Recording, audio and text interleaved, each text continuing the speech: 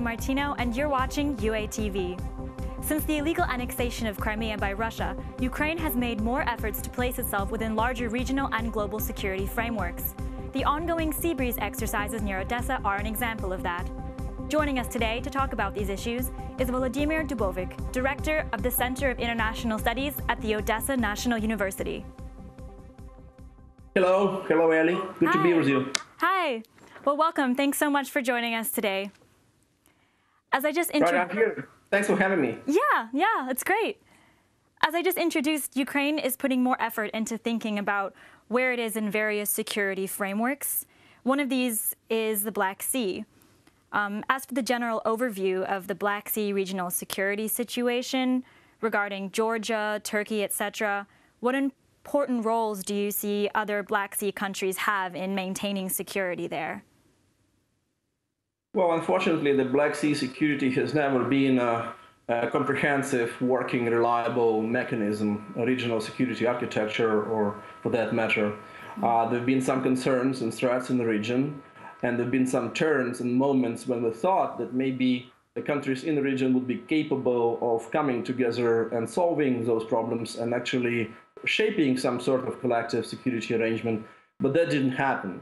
And of course, the Russian aggression against Georgia in 2008, and then indeed the Crimean annexation in 2014 have been the major blows against any hope or potential for such a security system being formed. The position of Turkey means a lot, matters heavily, but Turkey, as you can see, in the last couple of years has been really changing and flip-flopping its position, and one day they would be saying things that, decrying and criticizing Russian aggression against Ukraine, and another day they would be actually be involved in trading with Russia and specifically sending their ships, cargo ships to Crimea, and so on. But the other countries in the region, specifically Romania, Bulgaria, Georgia, of course, they are really troubled by current developments, and they see that Black Sea region is really volatile. And things should be done about it. And that's why Romanians specifically are calling for more of a NATO presence. Well, they are a NATO country as well already, and American presence, not just NATO presence in the region, because something needs to be done. I mean, there are a lot of efforts being put to increase security of three small Baltic nations up there, but it is exactly in the Black Sea where the actual aggression took place 4 years ago, or was it 3 years ago? Yeah. Okay, so what do you think could be done? What roles could they play? What could they do presently to contribute, the Black Sea countries as well as NATO, to contribute and increase security there? Right. Well, I think they should invest more of energy and resources and training. As you said, the Sea Breeze enterprises or exercises, they are extremely important. There are many good ideas about what you can do in the Black Sea. However, it's complicated by sort of limited outreach of NATO into the region.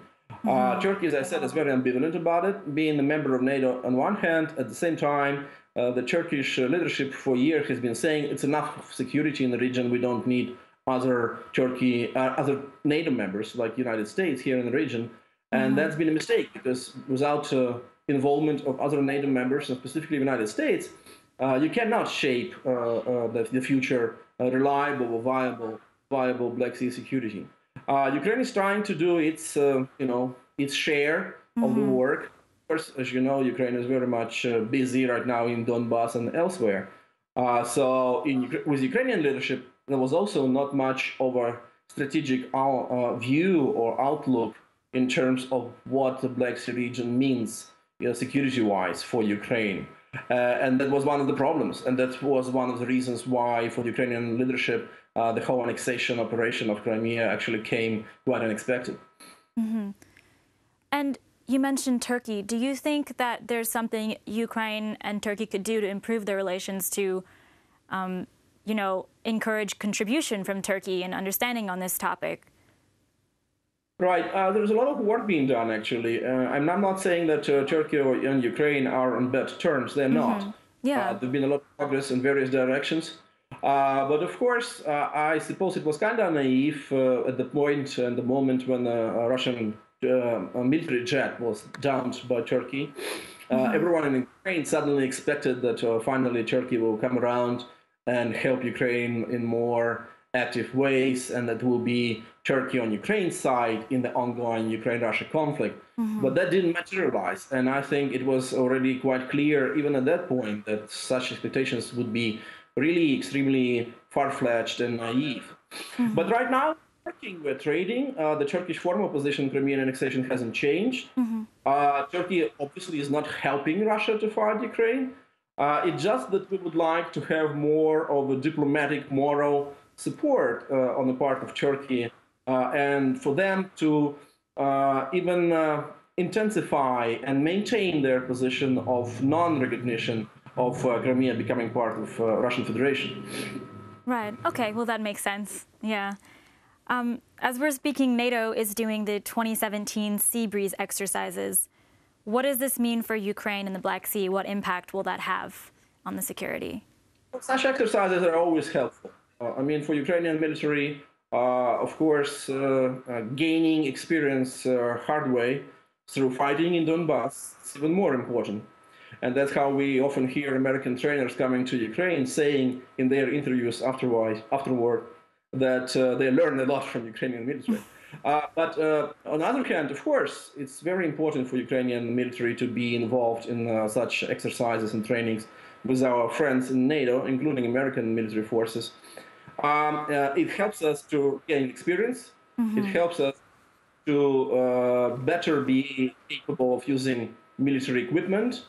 But also, it would be nice if Ukraine would be provided more of that weapons, more of those non-lethal defense weapons that they've been talking about for years now.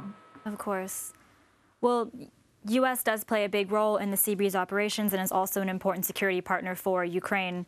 As the Trump administration has had a few months to kind of settle in, what do you see in the development of U.S.-Ukraine relations generally, and in terms of also the weapons that you mentioned just now? Right. Well, it's an interesting question because indeed, U.S.-Ukraine relations is extremely important to us.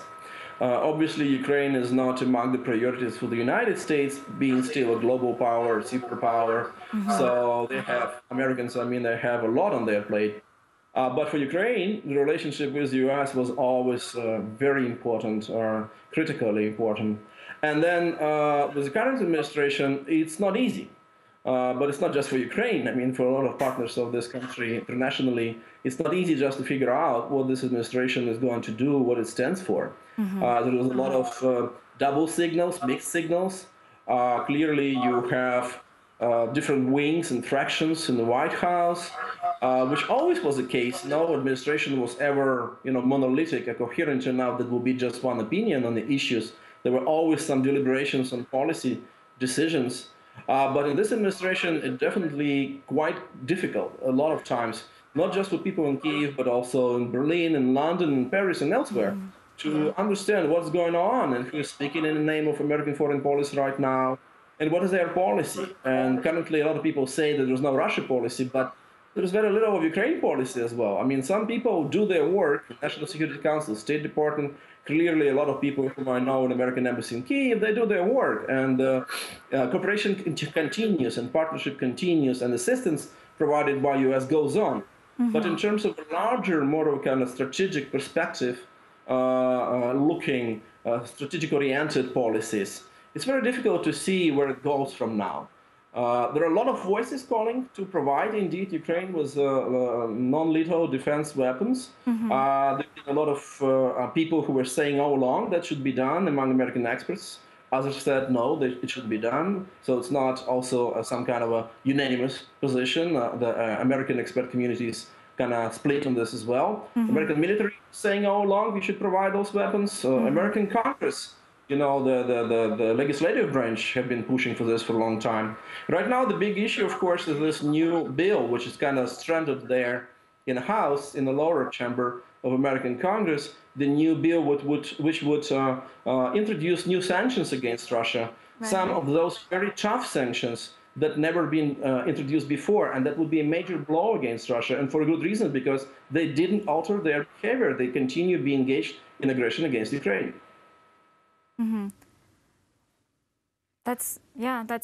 That's true. I mean, it is going to be hard to see what they're going to do. I agree. Do you have any opinion on, you mentioned non-lethal weapons. What about lethal weapons? Do you think that there's any chance they could, help out with those, or that they would, or that they should? Well, at the moment, we are only talking about non-lethal defense weapons, and maybe some lethal weapons, defensive weapons as well in the future. But this idea is very controversial. I mean, it's controversial here in the US. It's controversial indeed with many American partners in Europe.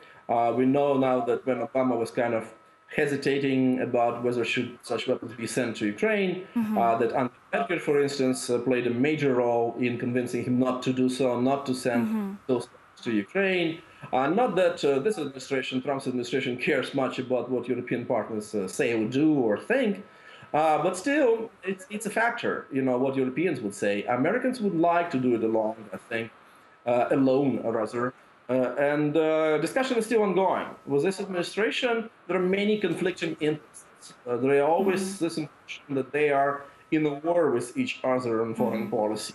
One day you hear Secretary of Defense Mattis or Head of National Security Council McMaster saying that we should do more to help Ukraine, and Russian aggression is a major threat, not just to Ukraine, but also to our European allies, and to Ukraine and to US directly or indirectly. And the other day you see President himself and some of his closer advisors talking about a need to deconstruct the previously existed liberal democratic order. And they talk critically of EU, they talk critically of NATO, then talk critically about the commitments of this country, US, to their obligations within the Euro-Atlantic community. Luckily enough, about a week ago when he was in Warsaw, Mr. Trump said that first time in his presidency, he reiterated that US is indeed, under him as the President of the United States, is committed to the 5th article of NATO Washington Treaty, which means at least that indeed U.S. continues to value their obligations or its obligations under that article, which means if any member within NATO is attacked, then the entire NATO, including U.S., consider this as an attack against the whole organization. Well, recently... But that doesn't include Ukraine, unfortunately, because Ukraine is a NATO member. Yeah, understandable. Recently, Ukrainian politicians have mentioned the coming of this lethal weapon aid from the U.S. Do they have reason, like a based reason to think that, or is it just kind of empty statements? Right. I wouldn't say it's empty statements. It's more of a wishful thinking. Okay. I think it's really an expectation that maybe one day the discussion here in this country of the United States would change and go around the corner, and there will be some weapons delivered. So that's what the Ukrainian side is expecting all along. And President Poroshenko, in both of his visits here since the conflict started, has been asking, including his famous speech here in the Congress, has been asking for those weapons to be provided. But somehow I don't expect this administration to do so. That would have been different maybe if Hillary Clinton was a president at this point, but she's not, So right now we are still having this discussion.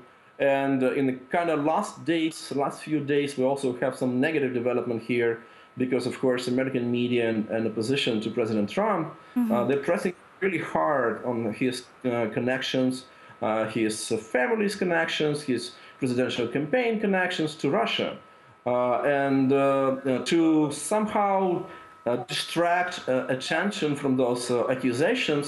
In the last few days, as you know, a few people in the White House came up with their accusations of Ukraine as interfering in American politics back in 2016 when the election campaign was still on.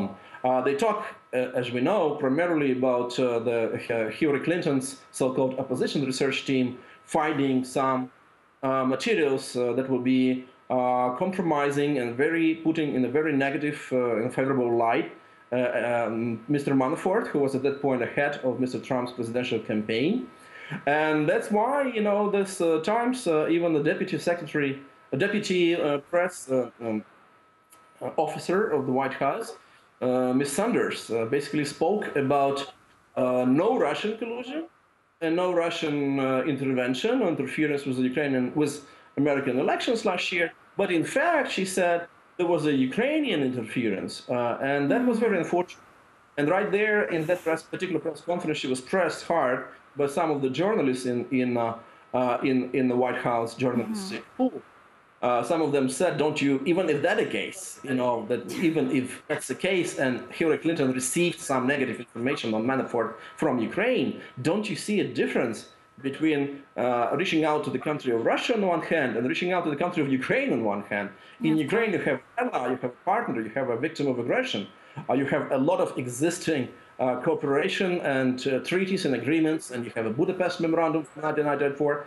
With Russia, you mostly see it as an adversary. Russia is under American sanctions for plus years now.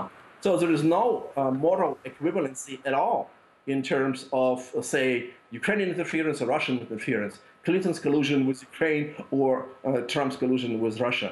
So that was very unfortunate, and this kind of episode would still be with us for some time, even though I can see already the signs that the current administration here is kind of backstepping a little bit, backtracking away from those positions.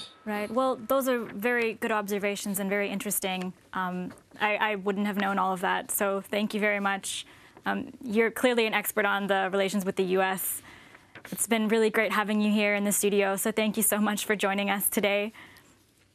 Thank you very much, Ali, for having me, and I look forward to working with your channel in the future. Yes, I would love that. Great. Thank you so much. Goodbye. All the best. Bye. All the best. So that was Volodymyr Dubovyk, Director of the Center for International Studies at the Odessa National University. Thank you for watching.